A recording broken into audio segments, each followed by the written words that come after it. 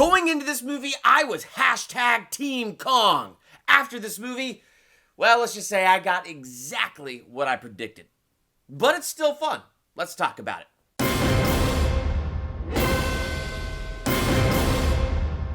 Welcome to Durbania. I'm Durbin, and this is my spoiler talk review for Godzilla vs. Kong. Is it fun?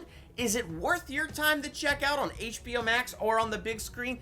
I'd definitely say yes. For me, it's a solid B movie. I thought it was incredibly predictable and a little cheesy in a few places here and there, but so what?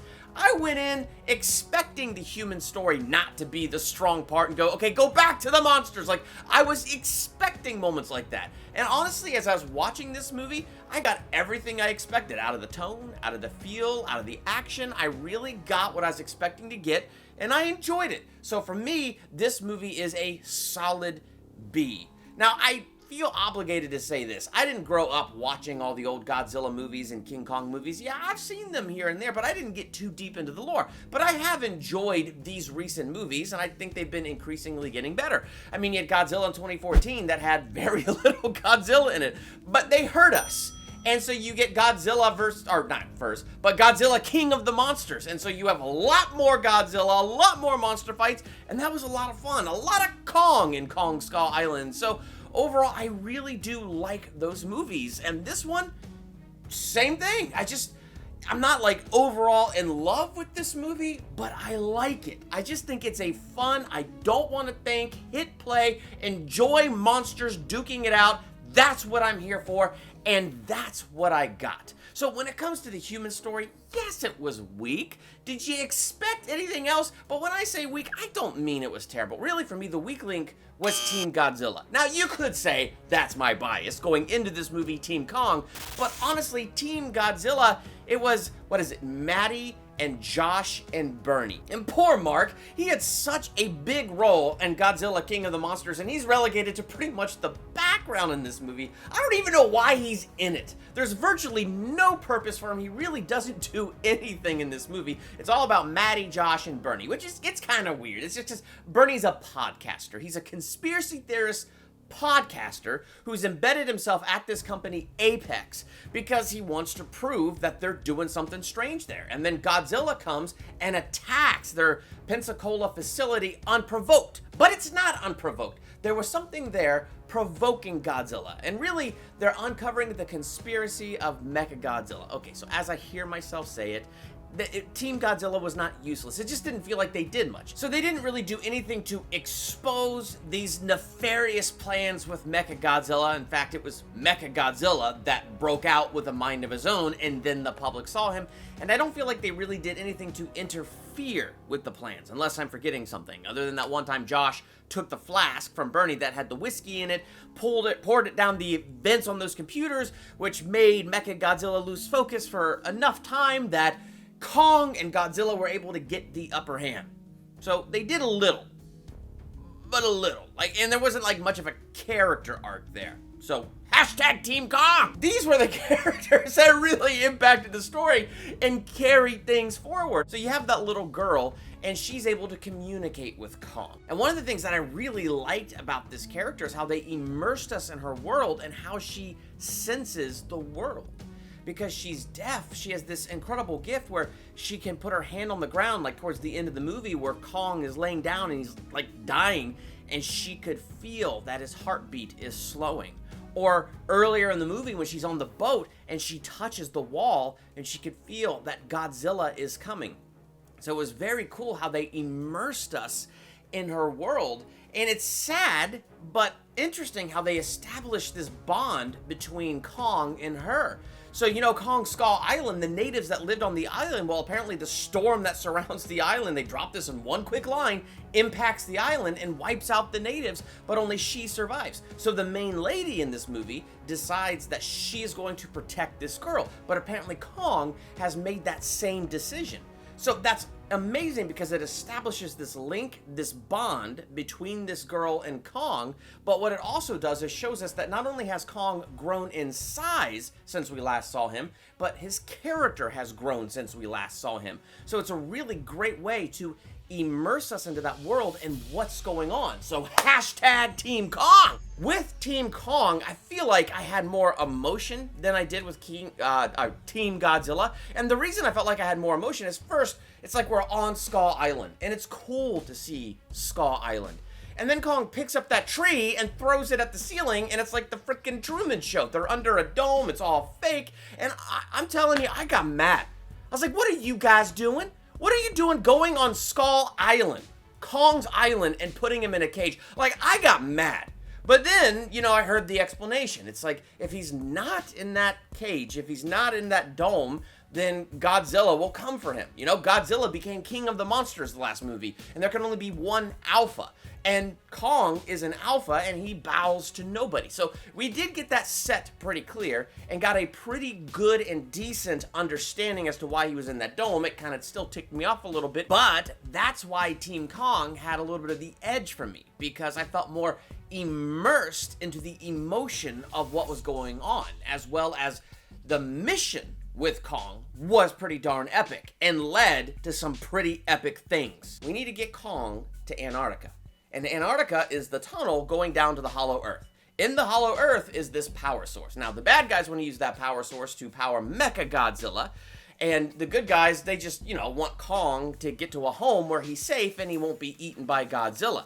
And they have this ancient rivalry, and you don't need that rivalry going off where there's people on the Earth and all kinds of bad stuff going on. And so now you have these two alphas competing, and so it's kind of an interesting story, getting Kong to, you know, journey to the center of the Earth. They really did use that storyline.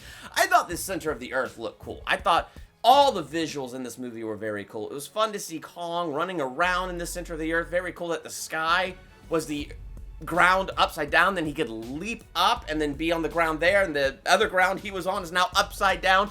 Like, a lot of stuff was really cool. The fact that there was this temple for Kong with Kong's handprint on the door, and Kong pushes it open, and there is the throne of Kong in the house of Kong, and it's like, who built this house?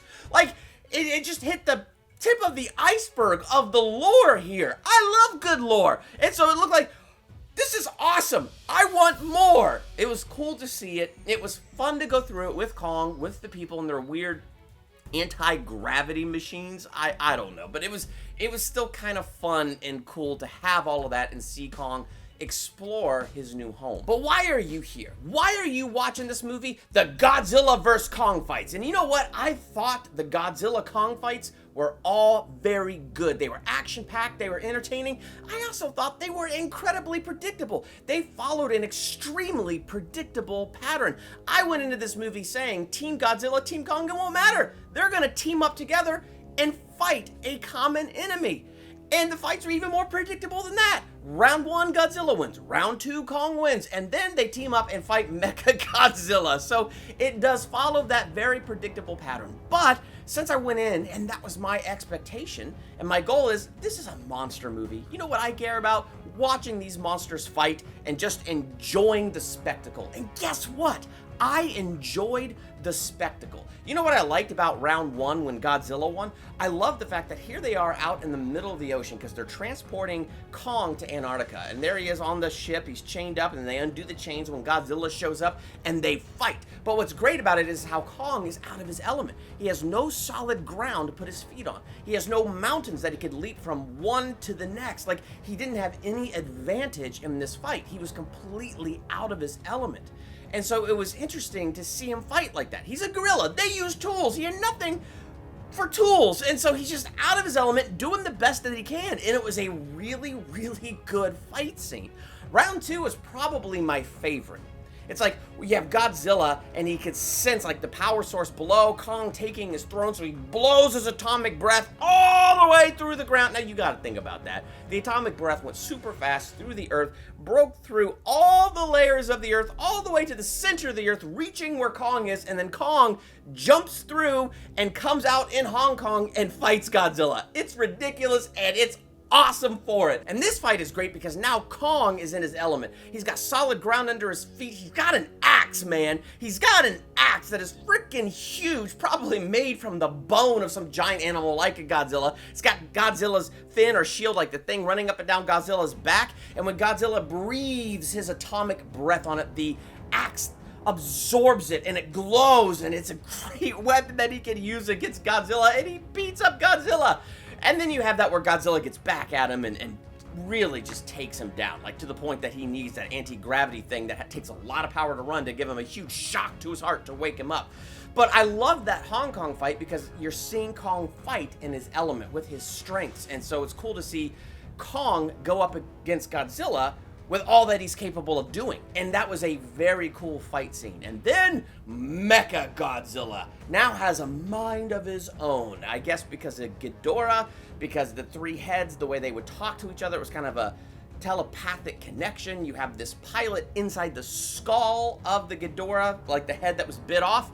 And then Mecha Godzilla takes on a personality of its own, kills the pilot. So it's like, I don't know, I'm guessing the telepathy and the brain activity or the neural network that was inside that skull, and it gave Mechagodzilla his own personality, and he comes out to take over the world himself. See, it shows you the third Alpha here. So you have Alpha 1, Godzilla, Alpha 2, Kong, but Alpha 3, mankind. And we're trying to control nature, so we make Mechagodzilla as our attempt, and then lose control over our own thing. And so it was kind of hilarious, but then they team up and have a pretty epic fight.